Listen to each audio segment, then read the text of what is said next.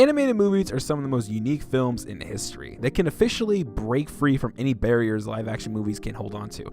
The world of animation can create literally anything as long as the creators have the strength, willpower, and determination to make it a reality. A franchise composed of nearly nothing but 3D animated films has been running ever since 2001 and has been nothing but absolute bangers.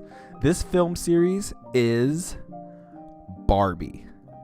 I'm being dead serious right now. Ever since 2001, almost every single year has had one or sometimes more Barbie films added to the franchise.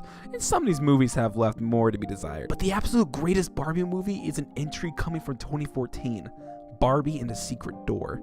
This film is an absolute acid trip of an experience. For only being 81 minutes long, it is truly something that can't be explained unless you just watch it for yourself. So I'll try my best to explain the story real quick. We follow Alexa. Yes, Barbie is not named Barbie, it's Alexa. Okay. A princess of the kingdom of somewhere who wants more out of life, which is basically the plot of almost every single goddamn Barbie movie. She's usually a princess and she wants to have a great experience in life that she can't have inside of the castle, so woo! She eventually discovers a magic door outside of her kingdom and just goes inside, as you usually do if you find a magical door.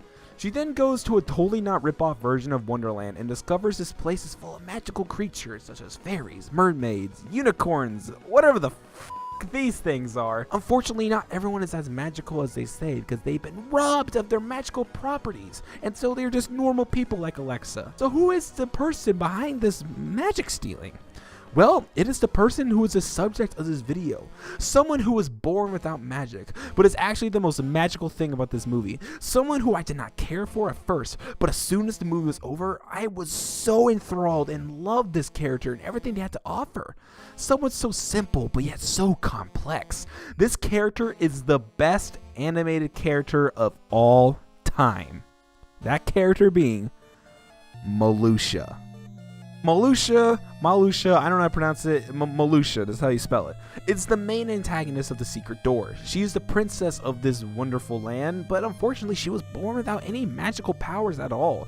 This drove her mad, so she decided to steal all the magic she can get her hands on. She uses this wand that sucks out the magic of any person she comes across, giving her the ability to wield it. It's a fine ability to have, and it truly makes her a force to be reckoned with. This character has so much going behind her. What makes her truly special to me is the expressions and things she says. There is something so amazing to watch here. No. Certain. It better be a perfect cake. Got it? You. And I want it all. Because it's better for me. Got it? Yes, Mimi. What? Right. I just took the magic from, like, everybody! And the 4 unicorns! No, Your Highness. Everyone else in this movie just barely expresses emotion. It also doesn't help that everyone looks exactly the same facially, so when we have this child that has a very large head, which is definitely not a reference to something, we see them react and have so many unique expressions. It's something that just breaks the mundane. You don't see a character be this animated and alive in a movie like this. What's even greater is that she has her own musical number. This is one of the best songs ever sung by a villain. I want it all. I want it now. Don't tell me no. Just tell me how. You see this crown? It means bow down. What I want is really very small. I want it all. That's all. Getting more magical every day. La, la, la, la. I'm totally taking my breath away. Move over, Gaston, Ursula, Scar. Malusha is the true star of Villain Sing-Along. The movie's climax has Malusha quite literally having all the power in the land, except for Alexa's. You see, for some goddamn reason that's never explained, Alexa has like the most magic in the whole land, despite not even being born with magic. Once Malusha knows this, she tries to rob that magic, but unfortunately it's just too much for the handle and she just loses all her magic. You see, this is absolutely genius. Malusha is the embodiment of wanting vengeance for being left out, not being part of the clique because of her inferiority. everyone else in this land is magical except for her. You see, she embodies loneliness and exclusivity. Watching everyone else be greater than her would drive someone to finally push themselves to be on the same level as everyone else. Have you ever felt alone? Watching everyone be around you be on their own same level, and you just feel pathetic and weak compared to them because you aren't the same? It's something I'm so familiar with. Malusha just wants to be like everyone else.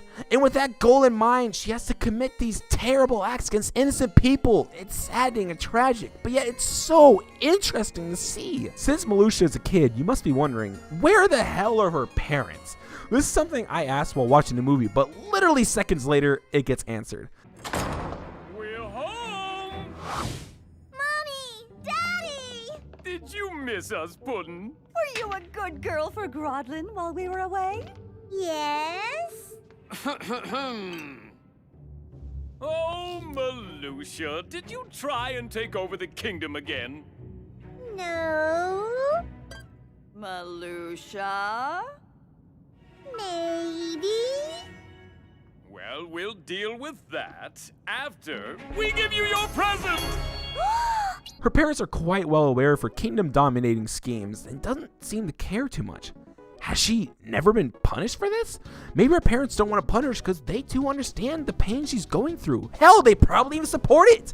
Their daughter wants to be like everyone else so she isn't excluded. I mean, for Christ's sakes, her only friends are these purple and yellow monster things. She isn't friends with the mermaids or the fairies that inhabit the kingdom. Nobody wants to be friends with her. Why? Because she has no magic? Malusha is not the villain in this film. It's literally everyone else. The main villain is Alexa. They do everything they can to thwart her. When Alexa defeats her, you know what she does? She quite literally takes all the magic for herself and distributes it to the people she sees fit. She doesn't even leave one scrap of magic for Malusha.